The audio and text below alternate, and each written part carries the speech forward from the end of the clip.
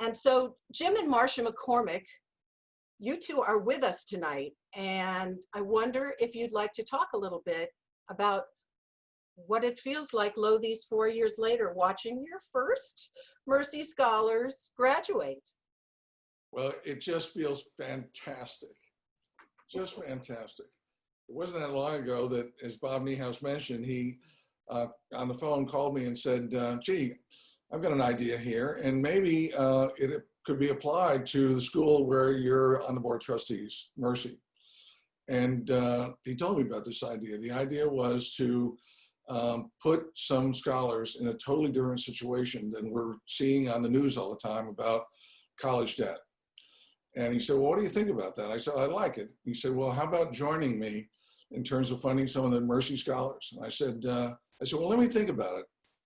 Yes. It took me that long. And I said, of course, I'll have to ask Marsha, and I think she'll even take less time to say yes. So we are just so delighted. And it's just wonderful to see how things are working out because of your hard work, all you scholars, and the grade points that you're putting down. And I was reviewing some of the statistics on the program, and actually, on average, the scholars have done even better in their second year and their third year in terms of GPA than the first year. So you're really getting into it. You got great numbers, and we're delighted, but even more than us, it should be, I hope, you, because this is going to change your life, I hope. And that's what Mercy's all about, transformation, transforming, by the way. And Marsha's in this with me just wholeheartedly. In fact, when she graduated, we just celebrated the 50th anniversary of our first date. Wow, congratulations. It took us a little while to get married, but not long. And that 50th is going to come up. But when we left school, Marsha was a teacher for a while. And so she really has very close connections with what's going on. Yes, and we're so very impressed with all of the work that the scholars have done and the diversity of their majors, everything from law to health to history, sociology, communications, nursing, psychology, sociology, behavioral sciences.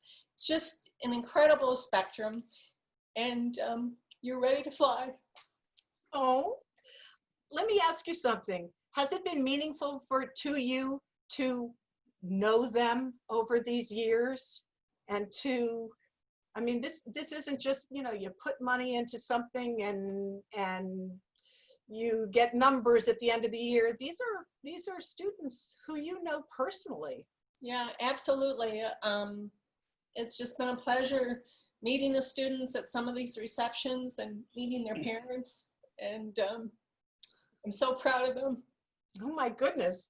I'm just wondering if also you could talk about, particularly in today's world, I think about them being able to graduate with no debt. And it almost seems it is an awesome thing at any time, but it's a particularly significant achievement at this time. Well, I think that's true from the financial point of view, but just in terms of the mindset, because graduating without debt, it's just something that other people might have to worry about. And I just hope it turns out to be an advantage for you. That's why we're doing it. We're all about transformation. We've had a good run at it, and we want you all to do that as well. And so take a little bit of pressure into the financial side off you, but don't be confused. We'd love to have that pressure stay on your back to excel, because if you excel, it won't be just, certainly not for us, it'll be for you. And there's nothing like the feeling of excelling, which I hope you're already feeling just sitting there. All right, Jim and Marsha, thank you so much. I'd like to say one more thing. Absolutely. I hope everyone stays connected with Mercy. They have provided you a lot of support along the way, and they will continue in the future. So please come back. You hearing that, scholars? Stay in touch. We'd all like you to stay in touch. We'd all like to hold you close.